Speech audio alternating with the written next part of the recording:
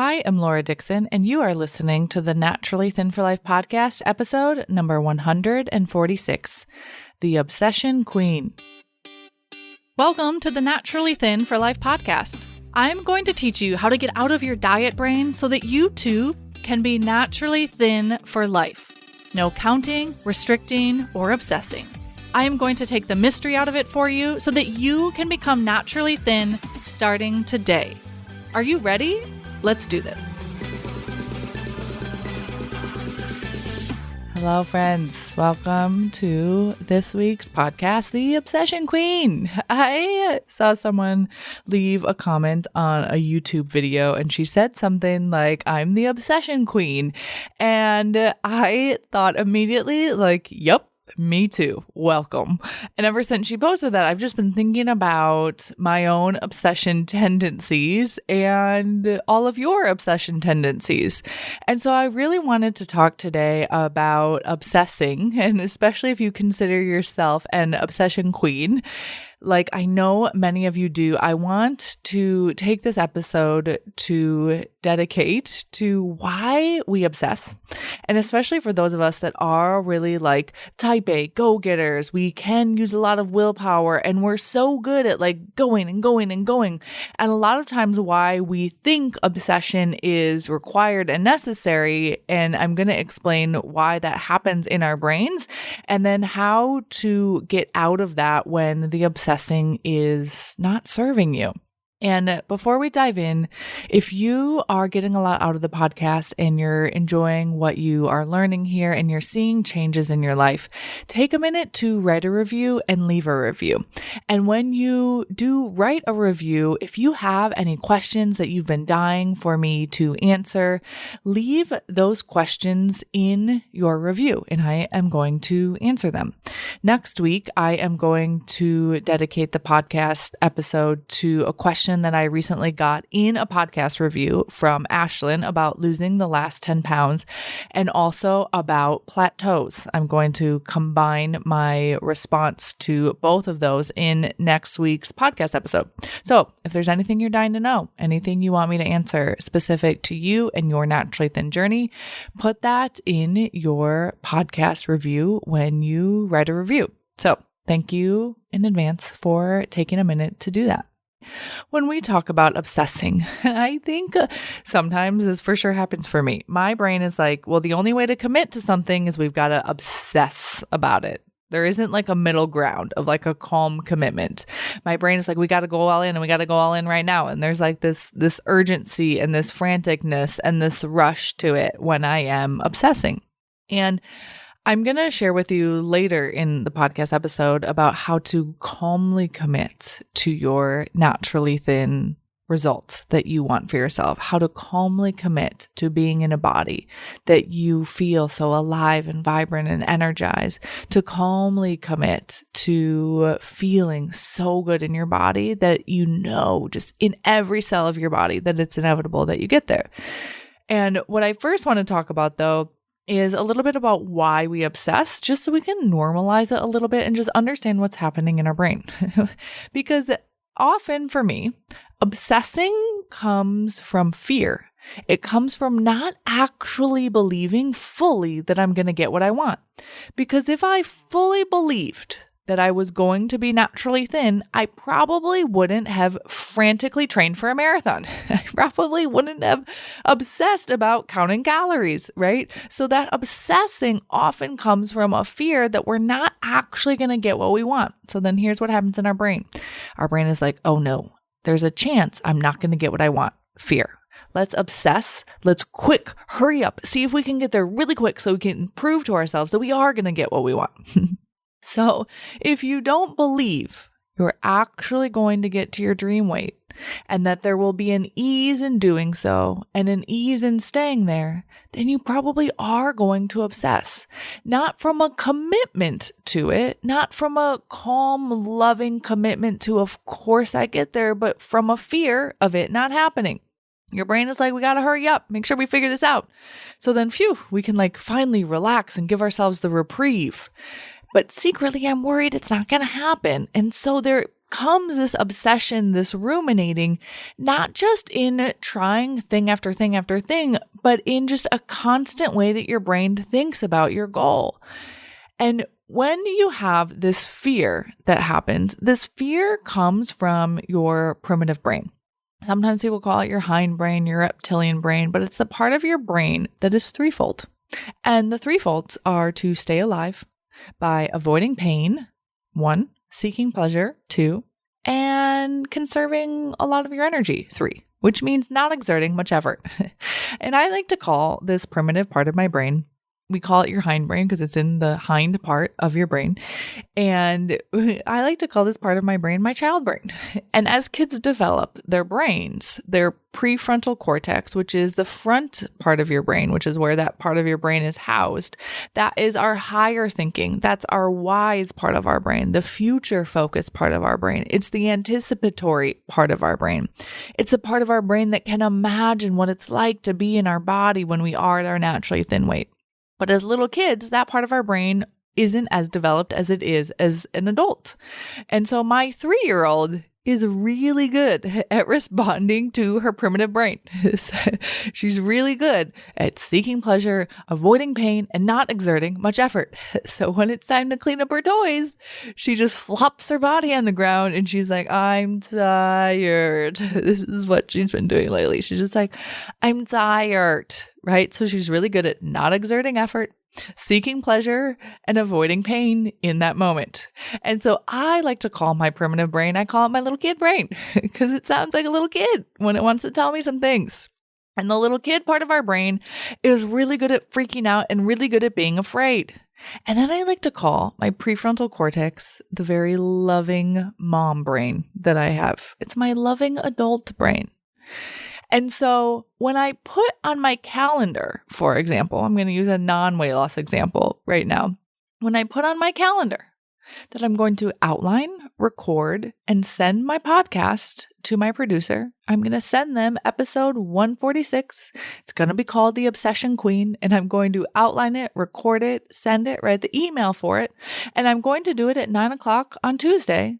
When I get to 9 o'clock on Tuesday, the little kid part of my brain is like, should we watch a show and eat some popcorn? Maybe go for a walk. Look outside. It's sunny. We should probably go outside. It's sunny and it's going to be winter here soon. So you should get the sun in right now. It's like the little kid part of my brain. But the loving adult part of my brain, my loving mom brain is like, but you're going to help so many people with this. You love recording these podcasts. You love helping women become naturally thin. You're going to help someone get exactly what she needs from this podcast episode. That loving mom part of my brain is like, and you're going to be so thankful you got this episode to your podcast producer and you didn't kind of quote unquote turn it in late. And so we have these two parts of our brain and they have a relationship with each other. And when we are obsessing, what's happened is that kid part of our brain is just really struggling with the fear of not getting something they want. Feels a little bit like a little kid throwing a temper tantrum. And so the fear part of your brain, the little kid part of your brain is like, but I want to be naturally thin, but I'm not going to get there. So let's obsess. Maybe if we like hurry up and try something new and we can see if the scale goes down and then hopefully maybe finally we'll be able to relax, right? That's the obsession part of our brain. But when we're obsessing, I just want you to know that it's your child brain having some fear and your adult brain has just misinterpreted that fear by thinking that the best way to answer the fear is with a frantic, all-in, hyper-focused, ooh, we gotta get this done type of action. That is the obsessing. But here's the thing with the obsessing. The obsessing doesn't stop with, oh, I'm going to decide how I want to eat today and follow through, and it's going to be calm and amazing and magical. We mentally obsess all the time when we're really good at obsessing. So we might be in a work meeting, not paying attention to whatever someone is saying or whatever we maybe quote unquote should be paying attention to, but we just sit there looking at the thin woman presenting and she's talking, but we're not listening to what she's talking about. We're just like looking at this thin woman, looking at her in the dress, and we're wondering, she has this really large venti Starbucks cup. Do you think that's a mocha in there, or is it just black coffee? Is that how she stays thin? She never gets a mocha. But what if it is a mocha? Do you think she got full fat milk with that, or do you think she's dairy free? Do you think she got whipped cream on that mocha? If she got whipped cream on that mocha and it's a size venti and full fat milk, how do you think she stays so thin? Do you think she worked out this morning? What kind of exercise do you think she does? Do you think she's just not going to eat the rest of the day? And here we go, down the obsession rabbit hole, right? That is what we do when we're obsessing, when we're secretly afraid that we're not actually going to get to our goal. We obsess all the time, and it keeps us out of being present. And I use it as a joking example, but like I literally used to like be in meetings thinking that way. And I'd be like gone down the obsession rabbit hole. And here's the thing, when we're obsessors, we don't even realize we're doing it sometimes as a habit. So I would just like obsess all the time. I used to sit in meetings just like obsessing about like this thin woman. I'd be like, what? How does she do it? And I'd be like imagining her in a yoga class. And I'd be like, I should probably do yoga. I used to be so obsessive about like how people would lose weight. I was like, maybe if I start a core power yoga franchise, then I'll be thin forever. Like, no joke. I went all the way through understanding all of the startup costs. And while I love some core power yoga, that wasn't the reason for me wanting to open a franchise. I wanted to open the Core Power Yoga franchise because I thought that that would be how I would become naturally thin. And it literally just kind of came to me because I just imagined that's how people stay thin.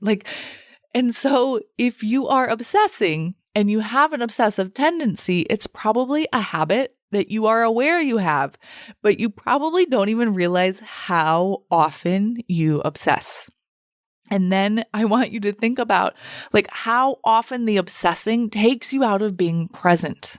Takes you out of being present at work, takes you out of being present with what you're doing. It takes you out of being present of even the things you want to be doing. So I used to be working out, obsessing about how I maybe wasn't working out right enough, or how I would need to make sure I worked out tomorrow, or how I would be thinking about and obsessing about the meal I was going to eat later. And so the obsessing was just like this constant thing that kept taking me out of the present moment. And I know for many of you, obsessing about your weight, obsessing about your food, obsessing about not being at the weight you want to be at, it has you looking in the mirror, hating on your body. It has you sitting with your kids and be worried about yourself kind of snacking while they have their snacks when they get home from school. The obsessing has you making dinner and being distracted and find yourself eating a whole meal before you even sit down. The obsessing has you sitting down for dinner and questioning whether or not you want to eat, even though you're not hungry. And it has you not listening to your little kid talking about their day at school. Obsessing has you in the evening not even wanting to hang out with your partner or your husband because you're like, just leave me alone. I just want to eat my snacks, right? And so the obsessing, for those of us who do obsess, it is not only something we do in our behavior, but it takes up so much mental energy. And for those of us that have this tendency, we often think, well, but if I don't obsess, then how am I going to get what I want done? Because we're so used to obsessing. We think obsession is the only way.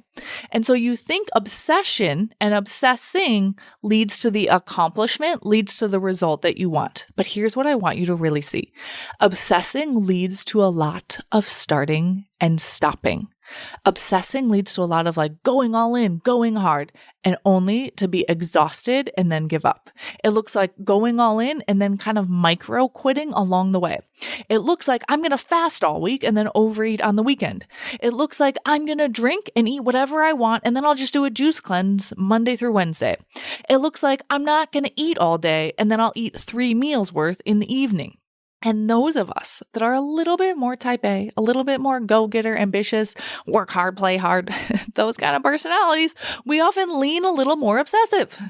And I was actually just listening to a podcast about something, it wasn't even exactly along this line, but something just kind of really resonated with me.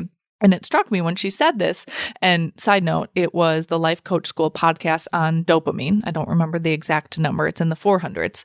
But she was saying that those of us that sometimes are a little bit more anxious for whatever reason, whether you're a little bit more anxious because of the chemical balance of your brain, she was talking more specifically about some trauma she had had growing up. But whatever the reason that maybe you do have a little bit more anxiety, or you do lean a little bit more like all in, go hard. Those of us that are that way, we are searching for dopamine. We're searching for a dopamine fix. And so for those of us that are obsessive, we kind of get our dopamine quote unquote fixed from like going all in, going hard, trying something new. But what happens is that we go all in, we go hard, and we exhaust ourselves. And so we end up giving up. It's why we have so many bright ideas and we start and we stop and we start and we stop. And we don't have the follow through that we know that we want to have in order to be able to reach your goal weight. And dopamine is a chemical that drives us to do things that we do and that we don't do. Dopamine is our desire driver. And you get dopamine not just from the accomplishment of something, but from the anticipation of it. So think about anticipating a vacation, anticipating a promotion. Think about anticipating a bonus you're going to get at work, anticipating spending your bonus on shopping or a new car or clothes or saving it or paying off your house or whatever you're doing. We get so much dopamine from the anticipation of something. And think about the dopamine you get from anticipating food. And those of us that have this little more anxious type A go-getter drive, we think the only way to get the result is by obsessing. And the obsessing creates some sense of dopamine release. And so I want you to think about the pleasure you get from the anticipation of a binge, the pleasure you get, the enjoyment you get from the anticipation of a really amazing meal that you quote unquote just can't wait to eat, the anticipation of your favorite snack. I want you to think about what you get from that anticipation compared to the pleasure you get from actually eating it. And how we know the anticipation is often greater than the actual meal is because when you actually sit down to eat the food, right? When you actually sit down and you find yourself binging, or you sit down to eat your quote unquote favorite snack or your favorite food and you overdo it, you're often watching TV, rushing through it. You're not even really savoring it. You're distracting yourself with something else, distracting yourself in your own brain, distracting yourself with driving, TV, being on Facebook, or distracting yourself with just eating it really quickly. And so the anticipation of that food is usually greater than the food itself. And that anticipation comes from the obsessing, from the searching for the dopamine. And those of us that have this kind of more tendency towards this way, we think we need to obsess and obsess and obsess. And when we obsess about losing weight, we also then train our brains to obsess about food. And so it's not just, oh, I obsess about losing weight, and maybe you find yourself obsessing about exercise. But what happens when you are really good at obsessing is you become really good at obsessing about everything. And I want you to just realize the obsessing comes from your brain looking for the dopamine, looking for the dopamine, looking for the dopamine, and also fearing that you're not going to get what you want. And so what obsessing ends up being is a lot of high ups and a lot of low downs, a lot of anticipation, a lot of high highs and a lot of low lows. And it's why we will start a diet strong with all the dopamine, all the anticipation of it working perfectly. And we're just like, I'm going to do this and I'm going to do this and I'm going to follow through this one. I'm going to do this, right? And that's how it sounds in our brain. It's like really rapid, really quick. And then we go all in and then we overeat one time. And our brain is like, all is lost. I didn't do it perfectly. Kind of like, screw that, right? And it comes again from the fear of, see, I knew it was never going to happen. I knew it wasn't going to work. Rather than a calm steadiness. And this is where the permanence of the naturally thin mindset takes hold. When you switch from the obsessing to a calm commitment, a calm steadiness. Because being naturally thin is a mindset. It is a way of thinking and being that is not reliant on a diet. It's not reliant on an exercise program, and it's not reliant on perfection. And so the more and more you can teach your brain to let go of the fear of it needing to be perfect, right? Because the only reason your brain also thinks it needs to be perfect and obsesses about it needing to be perfect and finding the perfect routine and finding the perfect diet and finding the perfect exercise program. The only reason your brain obsesses in that way and thinks it needs to be perfect is because there's an underlying fear that you're not actually going to get to your dream weight and stay there with the ease that you truly want. And so I want you to take away from this episode to understand that the obsessing is normal, but obsessing is not how you become naturally thin. And so you can release the obsessing, and I'm going to teach you how to do that here. I want you to think about the calm steadiness and the calm commitment and what you get from that as far as that dopamine hit. And so when I think about going all in, and I actually teach everyone that joins the Naturally Thin program how to go all in with a calm steadiness, with a calm commitment, not that high and the low, but the calm steadiness. And you can think about how you already go all in certain areas of your life that aren't this kind of crazy up and down that we have when we're obsessing about something. And so an easy example for me when I think about going all in this way with this calm steadiness is my relationship with my kids. I am all in on taking care of my kids, on loving my kids, on providing for my kids, on just being there and fostering in a loving, safe, fun, playful home. I'm not like frantically obsessing about it and like, oh my gosh, and today I gotta quick go get this toy to make sure they have fun in my home, right? Like, and then they would come home and play with the toy and then be like, what? Devastated that they didn't love the toy, right? That's the obsessing brain. But instead I'm like, no, of course there's just this calm commitment, a calm steadiness to creating this loving, safe, playful, fun, fostering home for my kids, where I foster the environment that I want for them. And so there are areas of your life where you have a result you love and you don't obsess about it. So I want you to see that you already do have areas of your life where that exists. But here is the greatest dopamine, the greatest desire, the greatest sense of accomplishment I have ever known. And it is this: the desire to feel incredible in my body. Not just good in my body, not just quote unquote, not terrible, but the steady commitment, the calm desire, the constant dopamine that I receive with my desire to feel alive, vibrant, energized, light, fit, clean, strong, nourished, taken care of in my body. That desire, it isn't the high of being crazy obsessed, and it isn't the low of feeling devastated. It is the calmest, loving desire. It is a constant dopamine release. It is a constant sense of accomplishment and grounded love, energized feeling that I get to experience all day long. And it is way better than the high ups and the low lows. And that's what I want for you too. We get really good at what we practice.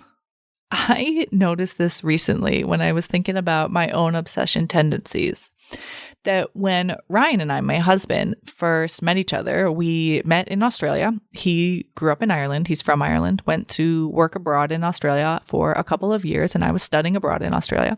We met in Australia, right? Now we live in Milwaukee. We're married. We have kids. But when we first met, I was worried that we were not going to end up together. And I was kind of like, right, logistically, like, I mean, I met a guy in Australia. I need to go back to Milwaukee and Madison at the time. I need to go back and finish my master's degree and get a job. And like, he's this Irish guy living in Australia. Like, what are the chances we're going to end up together? Right. And so I came back home and finished my master's degree, and we stayed in contact, and we ended up, right, working it out. I went back and I lived there for a little bit, and then he ended up moving here. But throughout all of that, in the back of my mind was this fear that we weren't going to end up together, that I found this man that I was so deeply in love with, and we weren't going to be able to spend our lives together. And I had that fear, and that fear had me worrying and obsessing. And I would just worry and obsess and worry and obsess and worry and obsess. And even so much so, until recently, we've been together for 12 years. Until recently, like within the last 6 to 9 months, I noticed my brain would still worry about him leaving me. For no reason. I have zero circumstantial evidence, zero words out of his mouth, nothing. My brain, though, was so used to and so practiced at worrying about him leaving me, I almost didn't even really know it was still happening until we had a conversation, and I noticed my brain was so afraid. We were having a difficult conversation where I knew we just weren't going to agree. We were trying to make a decision about something for our family, and I knew we weren't going to agree, and my brain immediately went to, he's going to leave me. And I was like, what? Like, what is happening? This guy who grew up in Ireland, who I met in Australia, moved to Wisconsin to be with me. He asked me to marry him. We now have children together. We're talking about more children. He has never said any words to me where it would make sense that my brain would worry about him leaving me. But I just got good at practicing that. And it wasn't until I was simply aware of it that I was able to release it. So it doesn't matter how long you have been worrying and obsessing about your weight. When you realize it was coming from, and it is coming from, simply a fear of you not getting to your dream weight, simply a fear of you not having the relationship with your body, the relationship with food that you want, simply your brain telling you it's never going to happen. And there's just this fear that's there. And you're used to just answering that fear by obsessing, like going after the new diet and having the high ups and the low lows. That's all it is. Then it's so much easier to break the habit. And so I want you to ask yourself, anytime you notice yourself mentally obsessing, is this what I want to be getting good at? So every time my brain would try to tell me, he's going to leave you, he might leave you, I would just be like, is this what I want to be thinking about? And I would simply redirect it to, no, look at this amazing life we have built together. And I haven't noticed that worry, that fear of Ryan leaving me come up in the last several months. And so it was very quick to let go of that fear when I stopped practicing the obsessing about it. And when you know that you get good at what you practice, ask yourself, what do you want to get good at practicing at? Do you want to get good at practicing the obsessing? Because if you lose weight obsessing and you, let's say you even do get to the number on the scale you want, then all you're going to know how to do is how to obsess. And so guess what? You're going to have to obsess in order to keep the weight off. But what if instead you get really good at practicing feeling incredible in your body, feeling so amazing in your body, you don't even think about food, you don't even want food that will create any deviation from that. And I remember when I decided I was no longer going to obsess, because I knew in a moment that it was no longer about finding the right routine, finding the right diet, finding the right plan, finding the right exercise program. I knew it was about what was happening in my brain. And I came to this realization because I thought, you know what? I've tried it all.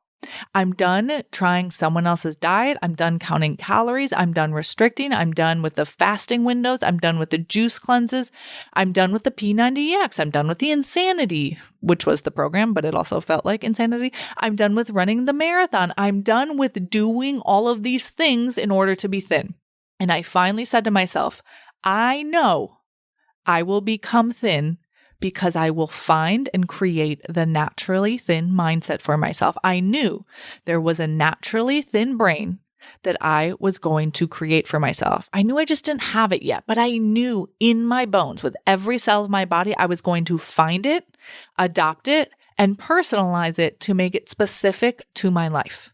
And this was before I had kids and when I was working long hours. So I knew, okay, well, the naturally thin way of being, it can't be a diet or an exercise program that I need to dedicate an hour or two every single day because I'm working 80 plus hours a week and sometimes I'm traveling. I knew it couldn't be following a strict diet protocol or fasting for long periods of time or juice cleanses because I wanted to have kids and I didn't think that would be safe or healthy for when I imagined being pregnant and postpartum.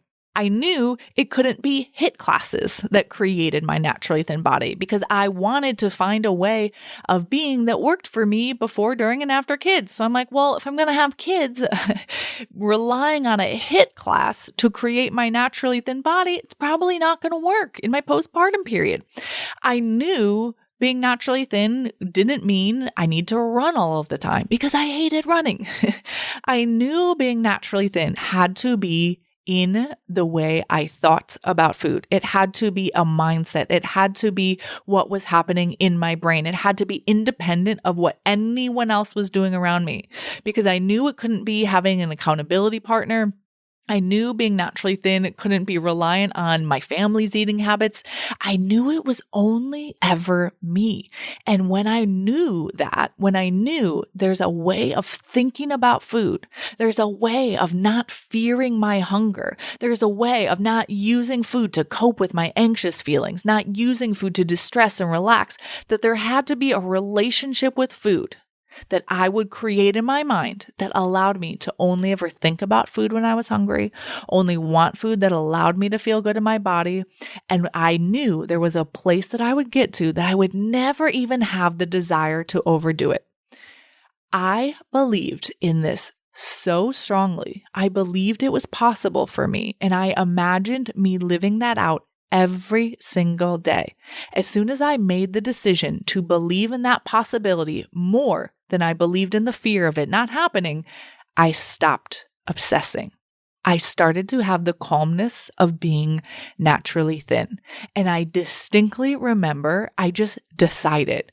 There was a moment of decision. And so that is what is available to you too. You can decide right now, I'm no longer obsessing. Doesn't mean your brain is going to automatically stop obsessing, but you'll just notice when you are obsessing and you'll just redirect it.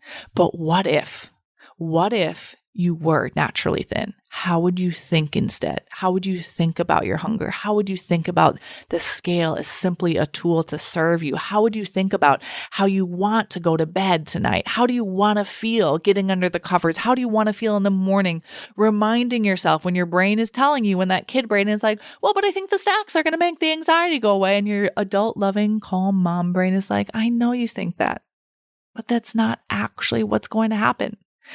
And I remember having this moment where I decided and I started to experience the calmness, the calm steadiness of being naturally thin, that I then would start to imagine what it would be like going to bed feeling good and not having had just binged, not having had just eaten compulsively, not having had just overeaten, and not feeling puffy and bloated getting under the covers. I would imagine, what is that like?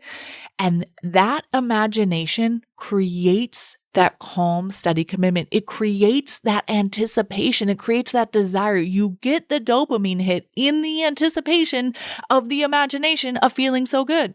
And I started to remind myself, food doesn't make the anxiety go away.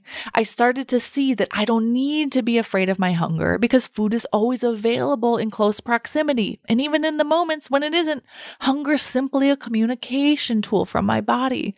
I would get on the scale each morning and evening and see, oh, the scale is just data. The scale is just a tool to help me to get to know my body, what food feels good. I would use the scale to see, oh, when I eat this, I don't feel the way I want to feel in my body. And the scale is simply data reinforcing what I already knew in my mind. I would ask myself, what does it feel like when I wake up in the morning and I'm not constipated? When I eliminate and I feel light and airy because I didn't overeat right before I went to bed. And I started to see that feeling incredible in my body was possible for me in that moment. That I could feel light and airy and energized and nourished and cared for and satisfied emotionally in other ways other than using food, that I could relax, I could de-stress, I could release my anxiety without food. I could see that all of that was possible and that it was way more fun than a piece of cake. And all of the pleasure and desire and dopamine that I would get and that sense of accomplishment from me imagining my naturally thin self and seeing that it wasn't in a piece of cake, it wasn't in a diet plan, it wasn't in an exercise program. It was long lasting and it was way, way, way better than any food. And life, my friends, is so much better feeling alive and vibrant and energized in your body. And you get to experience all of that pleasure, all of that desire, all of that dopamine right now in this moment. I started living this way before I reached my current weight of 136 pounds. And when I made that calm commitment to creating the naturally thin mindset for myself, it created a constant stream of steady, loving commitment that wasn't the super high of starting a new fad or a new diet. And it also wasn't the low of feeling the utter devastation or defeat or disappointment when I would overdo it. So friends, you do not need to obsess to be naturally thin. In actuality, you need to release the obsession, release the fear, by creating the calm, loving commitment to your naturally thin self, to creating a body where you feel so alive and vibrant and energized, where you don't fear hunger. You eat food that feels good in your body, that you enjoy the way it tastes and you also enjoy the way it feels, and you easily stop when you're satisfied so that you never need to obsess. And actually, when women come into the Naturally Thin for Life program, I designed it so that you do get some of this accomplishment dopamine hits along the way. And when you come into the Naturally Thin for Life program, I was thinking about why the women that follow along the companion workbook and you get a workbook shipped to you, because I believe in this so strongly that when you have the workbook in front of you, right? The workbook is how you get these, I want to say microdosing. I don't know if that's the right analogy, but like you get these micro hits of dopamine along the way from the accomplishment of what you're doing, right? So what happens is you join the program and you get the workbook and it's sitting there in front of you. And the workbook guides you through the program. It's just like your companion guide. It's how you make sure you are doing everything you need to do to ensure the way that you want to live, to ensure that you reach your naturally thin goal, right? And so you are going through the program and you watch a video and then you create a check mark, right?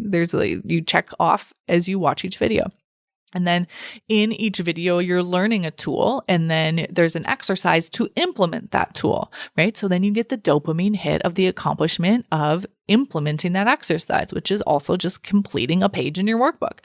And then you are evaluating your results inside the program. So you see what's working, check, right? And every time I say check, just think that's like dopamine release. So check, dopamine release.